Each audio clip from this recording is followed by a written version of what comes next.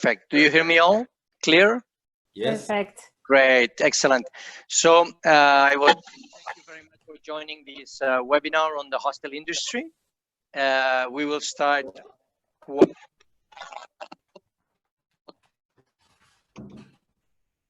We have enough participants, so we are on with our webinar, and we start right away. My name is Bruno Hallé. I'm a partner at Cushman and Wakefield, and we are very happy that today we have a panel of experts that are joining. First, I would introduce Andrés Sánchez Lozano, CEO of and Vice President of Excem Real Estate, and as well as Catch Hostels. He will represent the investor side as well as the operator side. Okay. We have two good representations from the airline industry. That is something quite new in the. I would ask everyone to mute, please. We have two members of the airline industry. So Javier, Martín, Chico, from the technical department, director from SEPLA, that is Spanish Airline Pilots Union, together with Paco Rua, that is the director of affiliate services as well in SEPLA. We will have as well from them the view of the airlines, how that COVID has impacted not only in the airline business, but how it has impacted in the movements, the citizens, and the tourism industry. I'm aware that this week they will have a new recommendation guide made by ASA, so and that will mark the paths to come for the coming weeks and months in the connectivity. We have as well with us Ramon Estalella, member executive committee of HOTREC. As you all know, HOTREC is the European Association for the lodging industry. So he will give us a very good input on how the lodging industry is adapting to this new situation or new normal. And giving a global overview, we have with us Robert Bauer. He's a manager of business intelligence at STR that you all know. STR is a global company that has a huge track record, more than 25 years of knowledge following the hospitality industry. And recently, I would say, and he will give more update, but in the last 2 years as well, working with the hostel industry. So it's really important to have that overall zenithal view of the hospitality industry. What topics we will be talking about? Basically, I would like to know what should we expect as new conditions for the rental contracts. That will be a question more oriented to the operators, how those contracts will change in the coming months or years because of this pandemic. What shall we expect as new operational regulations, country by country or regarding European Union? That's more the view from the airline companies and as well from HOTREC. And how could we maintain the F&B layouts when the social interaction is one of our major assets? How long can we have hostels? That's a regular question that we have as well from the operators in hostels. And when the airport will reopen.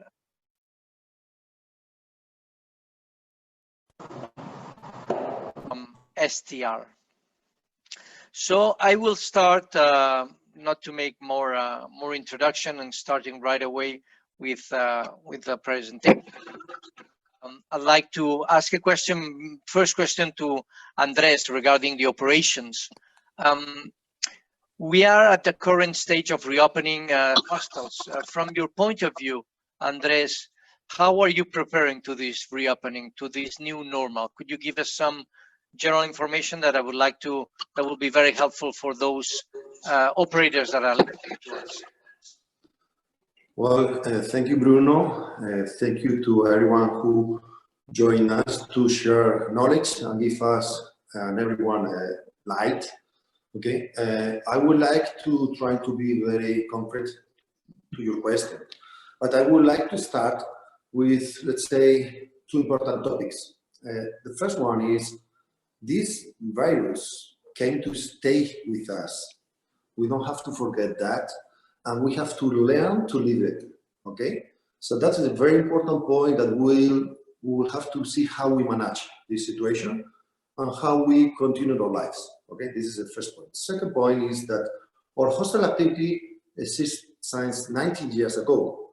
And one of the strongest points of our industry is how flexible we are and how we really can be licensed until very big products. No?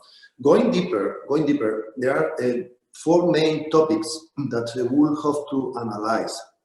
The first one will be, of course, about when airlines will be operational. So this point, of course, I wait until our colleagues from SEPLA to give more light about it, and also how much will be the cost, because of course travelers always take care about how much this will be affecting to their economics. Okay, this is first point.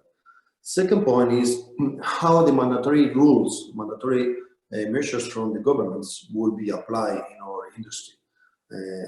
Third point, it will be what is the sentiment of our travelers, okay?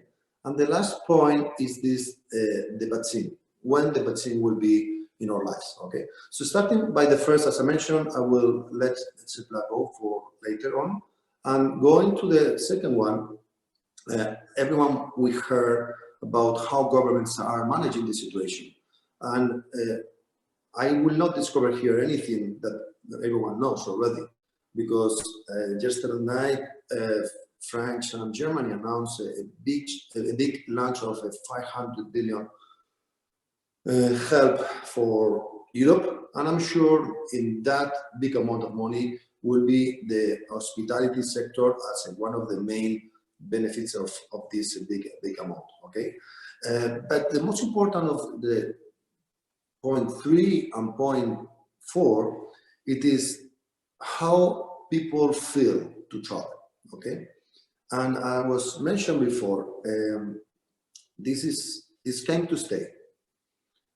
We can also compare in the 80s when the VAH came to our lives, the people were afraid. And let me tell you, everyone, today is not a vaccine for VAH, and we're still alive here. So life keeps going. So this is something that we really have to put in our mind, that life keeps going. No? If we go deeper, we analyzed the survey have done by Hostels with 2,600 travelers under 35 years old in 110 different countries. They discovered that 72% of these people want to travel. So this figure is very, very important for all of us. This gives us a light of what is going to happen after this, let's say, crisis is, let's say, well managed. I don't want to see finished, because I mentioned it, this will still here, okay? But not only 72% people want to travel, 48% they are ready to travel after restrictions are left. So this is an important also number to our business today. If we jump to, for example, TripAdvisor, they announced that 82% of the clients are looking to book, and even in the next 2 months. So this is also a very important number in our economics. Speaking about the point 4 about the vaccine, if we follow the Oxford University, they already announced that in September, 13 million of doses of vaccine will be able to be on the market. But as I mentioned in the beginning, the vaccine is part of resolve the problem, but it's not the only way to resolve the problem. The way of resolve the problem is to learn to live with it, with the virus. Okay. Going deeper to Spain, everyone knows that in July more or less will be in phase 3, but we are tied by our government. We don't know exactly which measures they will change. Until now, when they announce, they are not very good news. Okay, but we have to be optimistic, because in the end, all governments are looking to each other, and they will finally came to a common solution in Europe, because the hospitality industry in Europe, is mainly in France, Italy, and Spain, are very, very relevant in our economies and in our PIB. Okay, so this is a very, very important. Until the markets will not open, we have to be limited with domestic markets, and of course, to be very honest, this is a short and let's say almost medium problem for everyone, okay? Because with the current market, with the domestic market, our numbers will not make sense, okay? But as I mentioned in the beginning, the hostels industry, it is flexible, have been here for 90 years, okay? And we have to be very smart. So we are working from CATS Hostels to see how improve the use of our buildings or hostels with a lot of many other kind of activities, and see how new trends we could implement to help to push and reduce the short period of time while the world starts moving on, okay? So this is more or less our reflections, okay? And I give the words to Bruno. Thank you. We can hear you, Bruno.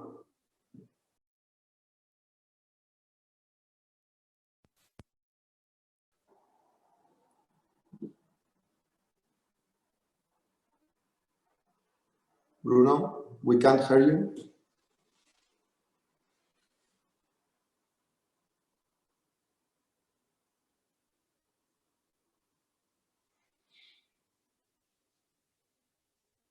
Well, as everyone knows, we learn in this crisis that technology helps us, but sometimes also makes their own play in this world. Okay. Let me make the next question while Bruno reconnects. Okay. Ramon, in this case, we wanted to know from you on behalf of HOTREC, how is the new normal expected to be in accommodations? Is there any existing pan-European regulation, and is it developed by each operator, or is it established by tour operators or distributors? Okay, fine. Paula, can you hear me well? Everybody Yes. can hear me? Thank okay, you, perfect. Fine, perfect, right? The technology here, here, as you know, we have in the back, a beach. So the Canary Islands, I'm not there, but I can tell you technology will help us to travel far away. The fact is that still we are not going to have a pan-European legislation. I think this COVID-19 is going to help us to establish new types of regulations. We are going to be more nationalist in one side, but at the same time we are going to be more global, because we are thinking many times that every different country has a different solution for every different problem. No? One of the things that we really learned from this crisis is there should be global solutions, but more focused in local problems, because it's not affecting all kind of businesses at the same time in every place. We are seeing we are seeing people confined in different places of the world with a very short impact of the crisis, but like we have in Italy, in England, or in Spain, or some countries of Europe, we have much more deeper problems for the health problems. And I think the solution they are taking back is because it's the pressure we have in the hospitals, really, and because it's affecting, and we don't know still too much regarding this COVID. So how we should work, because we have seen from the first moment that the recommendations of the international healthcare, the face masks were not important. Now they are going to be compulsory in other places. In some places you should not go to the hospitals because we are going to have a problem in the hospitals, or on the other side you should go to the hospital when you have the first symptoms. So what we are seeing is that the regulations or in local things are changing day by day. We don't even see the legislation that how is changing. For example, I'm going to tell you one thing that we are very close by in Spain, in our country, regarding, for example, the last measures taken by the government, saying that we are going to have a quarantine of 14 days of travelers. At the same time, in the European Union, there is an alliance against to have any kind of quarantine. So we are seeing that some local measures are against the international measures. But what we can expect regarding the regulations, we are asking for a global solution, but taking and helping nationalists to help. What I want to say with this, and I'm pretty sure the people from SEPLA and from the pilot airline, they will help us.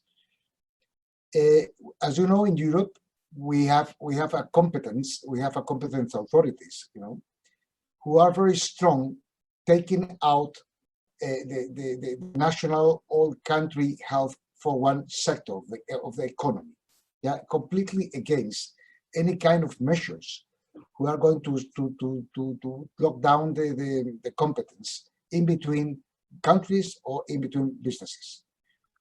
We saw in one of the crises coming out from the terrorism in Turkey, we saw how the Turkish government helped the airline business, and they've been helped buying the empty seats of the airlines.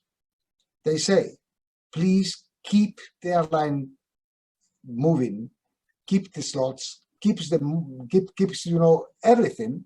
I will pay for the empty seats because what I need is to have movement.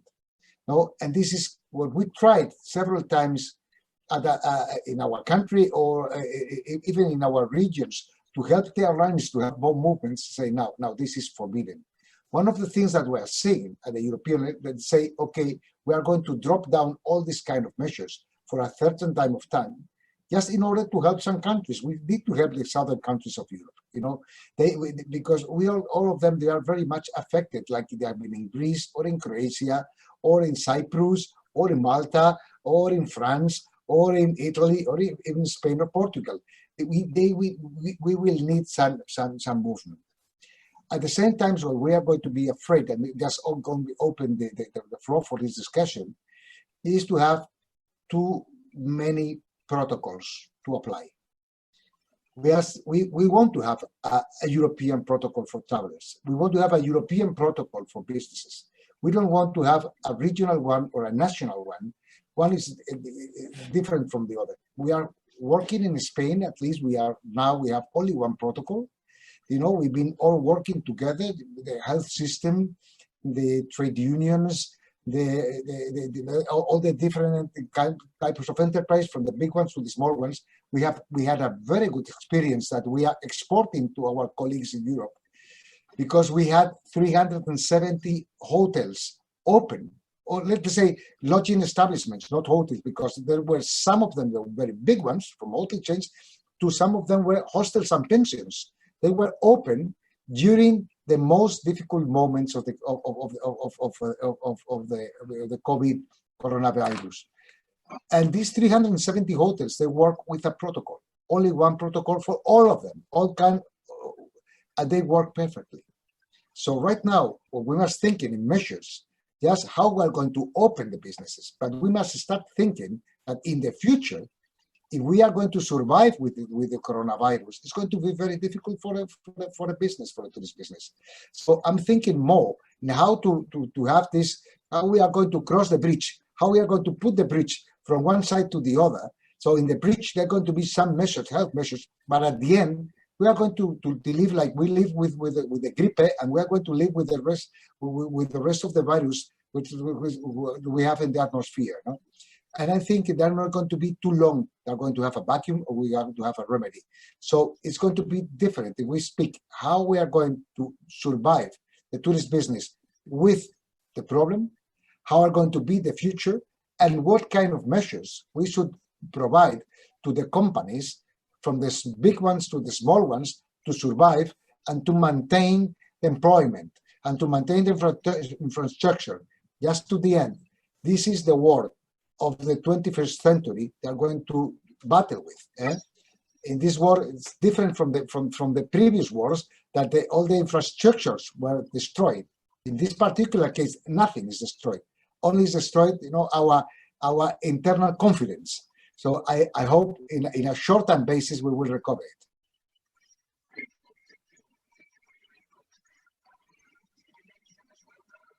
Thank you. Thank you lots. Bruno, we cannot hear you. Should I continue with the questions then? So thank you, Ramon. Our next question is for Javier and for Paco. It is clear that without air travel, it is highly unlikely that tourism will activate again. What can you say about reopening of the borders, airports, and flight protocols? When should we expect them to open again? Maybe Paco, if you want to start. Yes, hello everyone. Thank you. As we were saying the other day when we were preparing the meeting, unfortunately, we can't really say what's going to happen. It's all a matter of regulations and all the European community getting together to open the airspaces. As Javier will say a little bit after me, there are meetings taking place this week to try to make a global decision, because it's not something that Spain can decide, or Germany or Italy or whoever. It's got to be a joint solution, as Rafael said as well.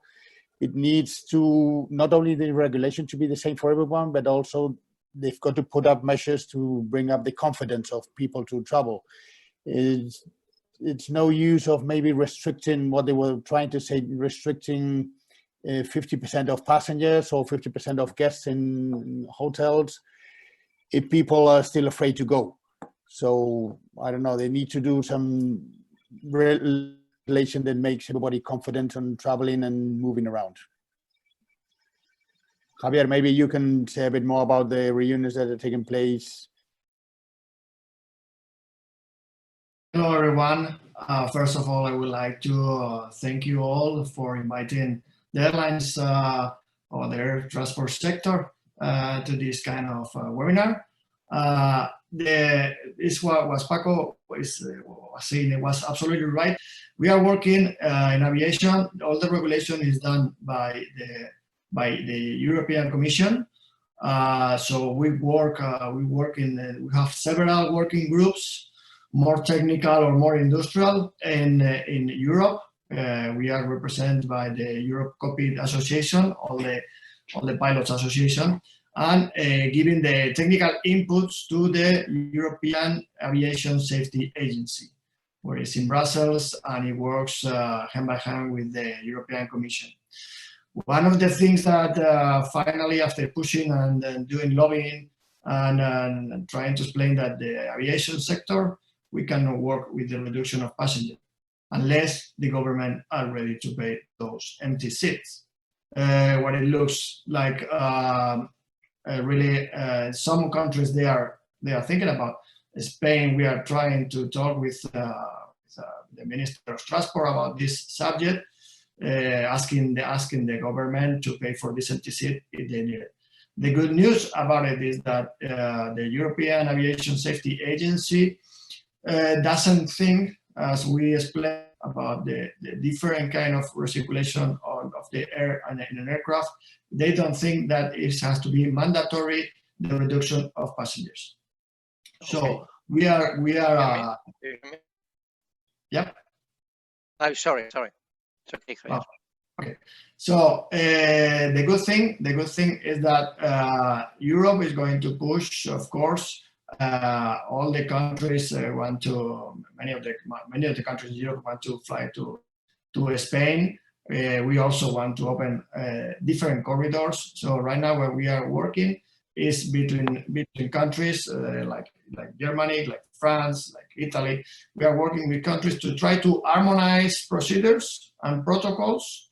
Talking about so we can open corridors without quarantines. Of course, the quarantines is something that we need to finish with that and remove as soon as possible, because I think for all the passengers, our passengers, for the passengers, the people, the public that goes to your hostels, they cannot be mandatory 14 days in the country without leaving the room. So that is something that we have to get rid, and we are on the way. We are on the way to get at least maybe in the beginning it will be country by country, no Europe open at the same time, but it will be a beginning. Also, I think we have a big responsibility. All the sector, the tourism, the air transport sector, we have a big responsibility in communication. We need to generate trust in the public again. At least we are working, we are trying to work the airlines, the pilot associations, the industry. We are all trying to work in telling the people that flight is safe, even with the COVID.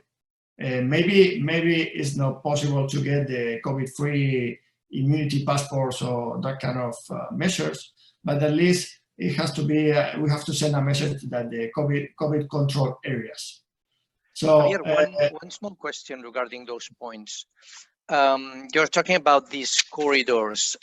Is there any idea of a date? When do you think that could be realistic? To have a small hope? We are fighting every day to do it as soon as possible. We really don't have a date. The good points, the good moves that we have seen this last week, it was last week, the European Commission talking about that they don't, the quarantines doesn't need to be mandatory, telling that the reduction of the passengers on board the aircraft it doesn't have to be mandatory. So we are doing a step by step. Right now, this week, we will receive all the business working in airports, all the airlines, all that is in the air transport sector. We will receive from EASA, the European Aviation Safety Agency, done with the European Center for Disease Prevention and Control. So it's like the Safety Aviation Agency and the Health Safety Agency together to give a guide with recommendations. So in the way talking everything about how we should treat the passenger from arriving to the airport to leave to the airport at the destination. In that document, there is different annex. One of the annexes talks about health safety promotion, and it tell that we have to work with some general messages. Of course, the medical masks, to have enough medical masks, because you know that the medical mask, the typical medical mask is only supposed to be only for 4 hours. So every 4 hours you should replace it. Try to get at the airport, not at the aircraft, because if the aircraft is full, no. But if the aircraft is not full, at the airports and on the aircraft, observe the physical distance. Wash the hands regularly, of course. Try to limit the contact with some surface. So we are changing the boarding process at the aircraft. We're going to change the service on board at the aircraft to try to limit contact with plastics and all those things. So one of the things that guide that is going to be out officially this week is do a lot of health safety promotion. Once we have... Yeah, Bruno?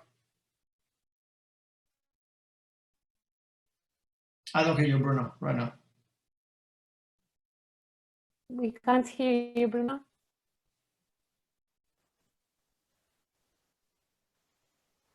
I don't hear you. Well, okay. what I was saying is that the conclusion of this guide is try to make as fast as possible the transport to come again, get the passengers on the aircraft, generate trust on the people so they feel safe to go in an airport, to go in an aircraft, and of course at the destination go to your hotel or hostels without no fear. No? Thank you, Javier. Yeah, hopefully that will come a reality soon. Now, we would like to ask a question to Robert. On behalf of STR, can you explain what impact has COVID had in the hostel sector in Europe, and how are you expecting the reopening to be? Do you have any inputs of other markets or continents where they have started to get back to normal? Yeah, good morning, everyone. Good morning, Spain. Thank you for inviting. And I'll cover a couple of aspects on the global outlook, as well as what we're seeing for the hostel space. So first of all, to say this pandemic is not sector specific. So it's something that is an impact that we see in the entire travel and hospitality industry, and that includes hotels, probably as the largest benchmark. We're also tracking service apartments, and it's interesting to see here that service apartments have been a bit more resilient because of the business model targeting long stay guests. But we're also looking at hostels, which certainly have had a heavy impact in the last 2 months for sure. When looking at the overall worldwide impact on COVID, we certainly started with very, very positive month of January and February. And all the markets that we've been tracking around the world, there is not one single market where we can say that they've not been affected by COVID. From a hotel benchmark perspective, we've seen for Southern Europe occupancies hovering below 20% at this point. And this point really is a steady picture that we've been seeing for the past 8 weeks with barely any movement. And for Spain in particular, the occupancy levels have even been lower, below 10%. So certainly something where we can see the lockdown and all the governmental mandates really having the effect on the hospitality industry. For our hostel program, SDR, we currently report on 4 European hostel markets. Just by the way, the participation is free, and we'd like to get into Spain as well. And I think nothing is more important than having clean and representable data to benchmark, and especially now seeing markets slowly, hopefully opening up again as governmental regulations are being eased. So we're tracking London, Edinburgh, Berlin, and Amsterdam. And when looking at our March published data, all demand for hostels has dropped already by more than 50%. And this considers that the month of March certainly had a high with more hotels still being open towards the beginning and the end of the month, with a lot of hostels having to close and dropping their performances. And when looking at the preliminary figures for the month of April, we can really see that all performances are down with less than 10% occupancies. And this considers only the properties that are still open and available for reporting. So for example, our 2 markets that we're tracking for the UK, which is London and Edinburgh, they are not allowed to operate at this stage. But it's not all bad news. The world is starting to reopen, and a number of countries now have also eased their accommodation regulations and governmental mandates. And also to say that countries have been affected by the outbreak of COVID and the lockdown regulations at different times. So when looking, for example, at China and some of the Asian key markets, we're seeing that they were obviously affected the earliest in the pandemic. And we're seeing now some green shoots and how they slowly also come back with some of the occupancy levels, and we're seeing an increase there, which is positive. Some of the demand, the base demand, is still attributed to key workers that stay, especially in mid-scale and economy properties. And also when conducting, we have a side branch, part of SDR TCI, when conducting research with consumers as part of our travel panel, we're seeing very positive responses from travelers for demand to materialize back in 2020. People want to go traveling again, people want to go out, but I think at this point it's very early to speak about recovery. Yeah, we have been seeing some surveys conducted by Hostel World and by Booking, and it really seems that people want to go back to traveling, which is really great news. And also Hostel World, which is surveying people under 35 years old, which is our target market. They want to go back to traveling even after the restrictions are lifted, or even 1 month after that. So news seem to be quite positive on that side. Thank you, Robert. Bruno, I don't know if your audio is back, or should I go with the next question? Maybe. If you hear me? No, you don't yes, hear me. We Yes, can hear you. Well, that's great. I'm Thank you. impressed. I would have a question more for Ramon. regarding the structure and how do you think hostels would adapt to receive higher levels of demand? How we will see those shared spaces when everything that we used to have in hostels was much more shared than individual, when we always talked about this conviviality, this sharing. Now it seems that we have to be more separated in this new reality. What is your opinion, Ramon, on that? Okay, thank you, Bruno. I thought I heard you well because you know, I was hearing you like speaking with a machine, with an avatar, you know. But I hope. I'm so sorry for it, you know. But how we can adapt it. No? The fact is that I think we must think about two different times. How are we going to survive when there is still some crisis, sanitary crisis? And how we're going to survive at the end of this crisis, when it's going to be a vacuum, a solution. So, and we are going to live like always. So speaking speaking about how we are going to live when this thing is open, it depends of the different levels of you know of the quarantine or the problem. We made in TEHAT and ITH, Bruno is also a member of the board of ITH, Technological Institute of Spain. We are making now, you know, different processes, depending the moment that we are, no, in the level 1, level 2, level 3, and level 4. Level 1 is when still everything is closed. And level 4 is when the COVID is out.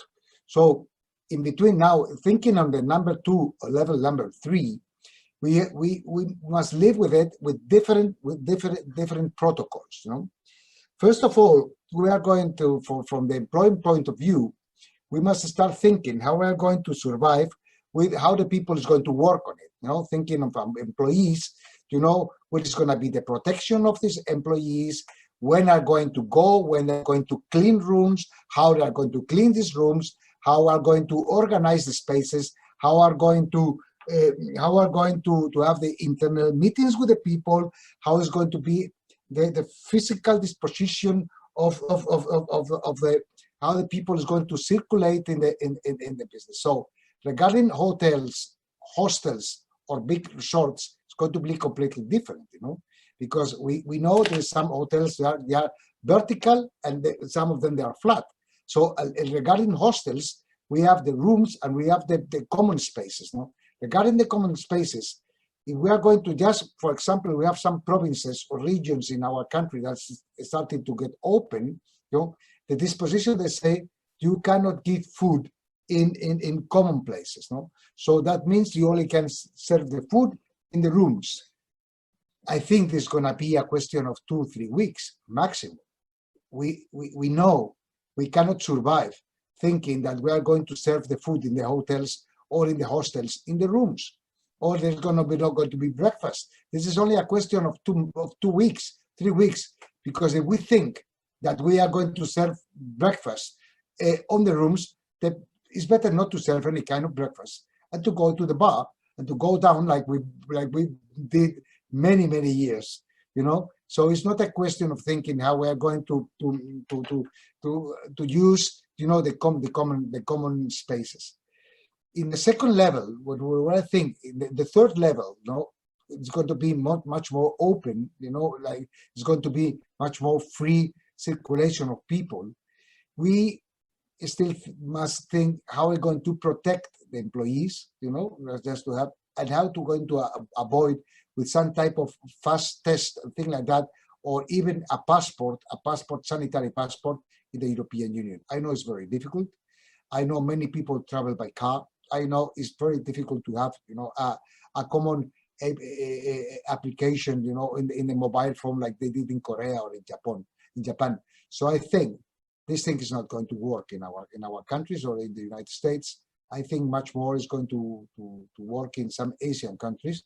And what I think is that we are going to recover finally normal operations when it's going to be, you know, the COVID is going not to be a danger anymore. No, because if not, we are not going to recover. And one of my advice is not to make any big investments in your businesses, thinking it's going to be for always, because the hostel business, the people need to be together, and we are going to share spaces. So it's not a question of how we are going to divide, common places, because this is only in this next month or next 2 months, maybe next winter, if they don't discover, the remedy. Because we are not going to think that in the future it's going to be like that. I think it's going to be like always. They're going to find a solution. And there is a lot of technical advances. So I am very optimistic that in a very short time basis, we are going to forget all these kind of issues.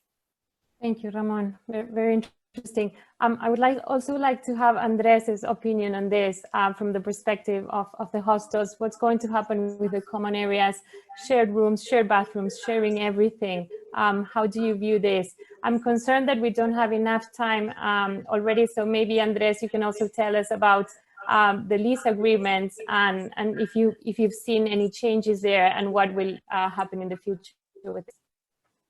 Thank you, Paula. Of course, connecting with what Javier and Ramon was saying, on one hand, we have, let's say, airlines business movement around the world. That this already is doing it, okay? But this will be improving very, very, very fast. I'm thinking in what Ramon was saying, okay? Everything will become normal very soon. And as I was saying, we have to learn to live with this virus. COVID had been for years, different kind of COVID had been for years in our lives, okay? So thinking that everything will become normal, and now CATS and Excem real estate as investors, okay? Also we have to understand that this situation help us to see how trends will be accelerated. What I mean is that in our plans, we was thinking to increase number of, let's say, private rooms, and in all cases, even dorms with bathrooms inside. These situations also help us to discover that this is right now something that we really need, okay? So, of course, let's say the government measures will affect a little bit to our, let's say, layouts, but not a lot, because it's something that we was already working on. So now the whole trends becomes a reality today, and is what also our travelers was demanding. They want a little bit more privacy in the rooms. No? So it's very important, as Ramon was saying, that normality will recover very soon. We are a social animal. Our DNA it is to be connected all the time, okay? And this is something that is clear that will be there soon, more sooner than later, okay? Connecting with the, let's say, the agreements, okay? In this crisis, we discover that we have maybe a lease agreement or management agreement, but we didn't learn or suffer, depends of each agreement, the economic situation with our landlords. Okay, because this learning was already done before by the big hotel chains. If you take note of all the big hotel chains, in the beginning they were very lease oriented, and now the big 3-4 groups worldwide, I think is 85-80% are management contracts. Okay, so what is clear is that between a landlord and tenants, or PropCo and OpCo, we need to have more flexibility. We have to have a variable, let's say, income structure to be more flexible, to be win-win or lose-lose. But this is something that will, of course, science now implement very clear in a variable way in all the contracts. Okay, and of course, we don't have to forget that this is not only two parties, the tenant, the landlord, also is the bank, and behind that, in this case, it's the government, okay? the banks are helping right now to really resolve, let's say, the really burn rate OPEX, okay? But soon also the banks will start to help in these situations, to the landlords and of course to the tenants. And I hope, as the Portuguese government have done, they implement a rule and the banks are forced to give a grace period of 6 months to the landlord, okay? So that also is a help for the tenant.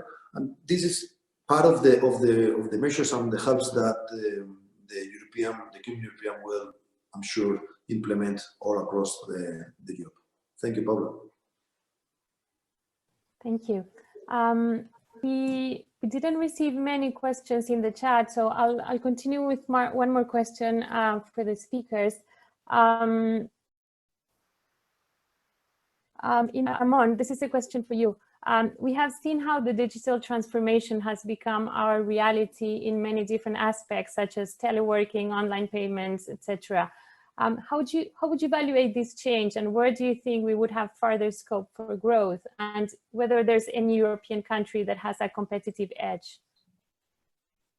Okay, digital innovation is, I think, is not really a question of a country. So I'm thinking that it's more a question of businesses who are, with the digital thing is really is a fact or not for a different type of businesses. No, what I think is what we learned in this crisis is that we are starting thinking how technology is going to help us. No.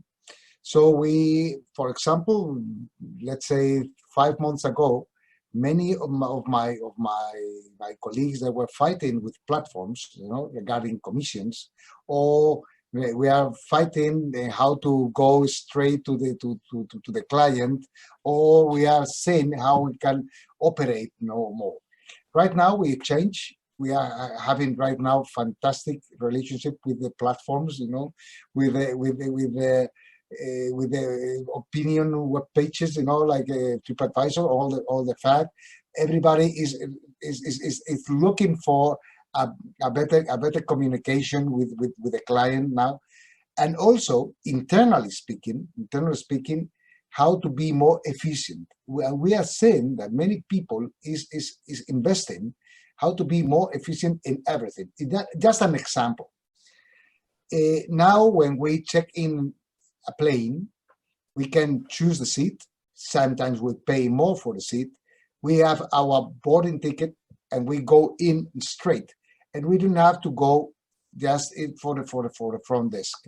So for some people, they will want. If you speak with a hotelier, many of them, they want the client to go in and to speak with somebody in the front desk, so they can sell it.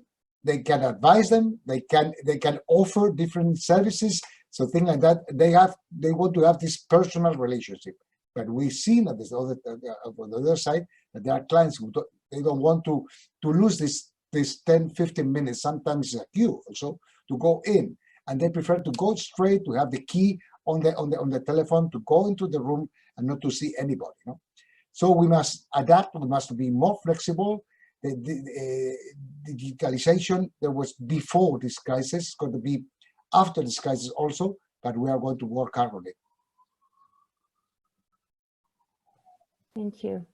I'll share some of anyway what you were saying, Ramon. Remember, you're right about digitalization, but being hostels, being so social, it's going to be a challenge for hostels to include so much digitalization that social distance has to be a reality. I have a question from Angelica. Thank you so much. She's saying the whole tourism industry is suffering, but I have a question specific to hostels industry. What unique threats and opportunities post COVID-19 is exclusively for the hostel operators and owners, maybe compared to other players in lodging business? I don't know, Andrés or Robert, if you want to answer this one. Well, from my point of view, what is clear is what Ramon was saying, that this will be for maybe a next webinar, okay? But our guests are digital nomads, okay, as Selena was saying, okay, and it is clear that if we invest in digital systems, we will save money, okay, and that will help to our, let's say, P&Ls to be optimized, okay.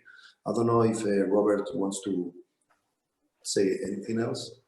Yeah, just a couple of points to add for hostels. So I think there's 3 factors that can be mentioned just about the traveler types. So one is the hostel industry. They have been resilient in the past. They're probably one of the most innovative ones and adaptive ones over the most recent years.